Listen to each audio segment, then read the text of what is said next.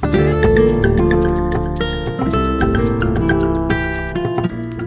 guys, I hope everyone's doing well.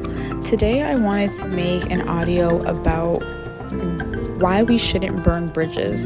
Now I know that it's just this big thing in social media. We always talk about going ghost on people, cutting people off, and I've talked about it here on my channel too, about how I cut somebody off or how I remove somebody out of my life. And a lot of the times we're told, like, burn those bridges, don't keep bridges just because they've been there for a long time. And although all of those sayings come from a good place, it isn't. If we're trying to follow Christian ethics and if we're trying to show up as the best version of ourselves, we need to be able to walk as Christ did. And I know that, it's not always easy to do that, but if you look at Jesus' story and even the people who condemned Jesus, like, he did not burn those bridges even to the point of death. Like, how much humility do you have to continue to be at peace with people, even in the to the point of such a brutal death that he endured? And so he said, Father, forgive them, for they know not what they do. Instead of, spitting back at them or telling them, this is wrong, you guys are going to go to hell. Like, he didn't burn those bridges. He mended them with forgiveness. And so God has just been pushing that to me. I have a couple days till I leave my hometown to go to university, and God has just been pushing that to me. He's just been telling me, listen, you can't burn these bridges, or you can't go ghost and never talk to these people again, because that unforgiveness is still in your heart, and then you're just burning these bridges. You never know who I can use, and you never know when you will bump into these people again. Just because you're going to a whole new city does not mean you won't run into these people again, and you don't know who I can use to help you in the future, so you shouldn't be burning bridges. And so on my channel, I've talked so much about how I've cut people off, how I've stopped being friends with people, but I never talk about the way that I did do it. And from the very beginning, I never did burn bridges, and that's what I love about myself. And God has just been reiterating it to me, but I've always left relationships peacefully. I don't really like conflict.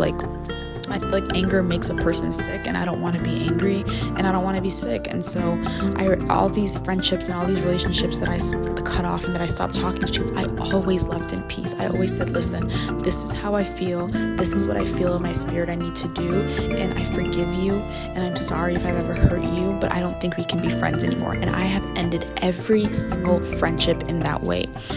For people who, we had a messier ending to our friendship, I always just stood firm on my boundaries and said, hey, listen, don't ever talk to me like that again. This, I have to cut this off. But I have never slandered somebody's name. I've never talked bad about somebody behind their back to other people. If I stopped being in a friendship with somebody, I let it go. Even if that person was telling people other things, I let it go. And so, not to boast myself up or anything, but I'm just saying, hey guys, if you've been following up with me, you would know that I've been in a wilderness season, and I've been documenting my season as well as how I overcame it and stepped into my Job blessing. I just came out with an ebook that God led me to create, detailing everything that I went through. Check it out in the link in my bio if you're interested. Love you all. It's so beautiful what happens when we lead in forgiveness, and forgiveness is so hard. I had to reconcile with somebody today, and though it was so freeing and refreshing, nobody talks about how hard it is to physically humble yourself and tell somebody, I was wrong, I apologize for my actions, right? Because we can't apologize on behalf of other people's actions, and a lot of the times when people do horrible things, they know exactly what they're doing. But that's not for us to judge, and that's not for us to condemn. We are not the ultimate judge. The Bible says God has the final say and vengeance is his.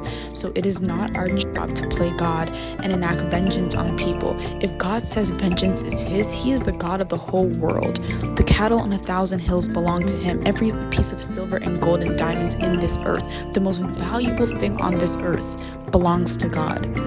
And so if God says, I will enact vengeance, I will make sure to fight on your behalf, who am I to be like, no, God, I got this? No, you take the reins, because what you can do is far worse than what I could ever do. And that's not to say that God's going to punish and kill people, for doing you wrong, but God has a funny way of teaching people a lesson. My friend was telling me the other day, he was like, I dated this girl and I was super avoidant in this relationship, and I kind of treated her poorly, and I was super nonchalant, and I just wasn't a good boyfriend, and we ended up breaking up. And then he told me about how he got into a new relationship, and how he said he felt like, even though he's not a Christian, he said he felt like God sent him somebody who was just like he was in his past relationship to teach him and to show him how it feels. And so for that girl that he was in the relationship with in the past, she might have felt like, well, he's so mean and he treated me so poorly, and he gets to move on with his life and I'm hurt. But God said no. And that girl's not even a Christian either, but God is just and he's faithful, and he really does love us, and he really is just waiting for us to accept him into our lives, because God enacted vengeance for this girl who doesn't even believe in him. And so what God did was he let my friend get into another relationship and brought somebody who is exactly the way he was. And now he has to deal with avoidance. And now he has to deal with the way she's acting. And he hates it and it hurts him. But that's the way that he treated somebody else in another relationship. And so God has a very funny way of helping us and bringing justice. And so that should never be our main goal, is to show somebody what it feels like. All we can do is apologize on our part, even if you did nothing. Even if you did nothing. It is better to just apologize. I'm sorry if there are ways that I offended you that I didn't think were offensive. And the amount of times I've apologized to people and they've just told me, like, I'm sorry as well. And then, like, you would be surprised that when you humble yourself, people, like, naturally we have a very, like, follow the herd mentality. And when one person does something, as humans, we tend to do it as well. And so you would be surprised how many people will follow along and do the exact same thing that you did, just because you apologize, just because you let your guard down. Now, not everybody does that. Some people, eat it up and they have this huge ego boost and whatever, but that's not for you to worry about. So this is your reminder. You don't need to burn bridges. Just mend them. Just reconcile. You don't have to talk to this person ever again. You don't owe this person anything, but you owe it to yourself to let go of that anger. Anger makes you sick. I have seen family members die and nothing physically was wrong with them, but that strain on your heart, that constant toiling, it kills. So make sure that you're clearing up your mental and not allowing these little things and these little offenses and grievances to get in your way, because these are such a small part in our very big journey.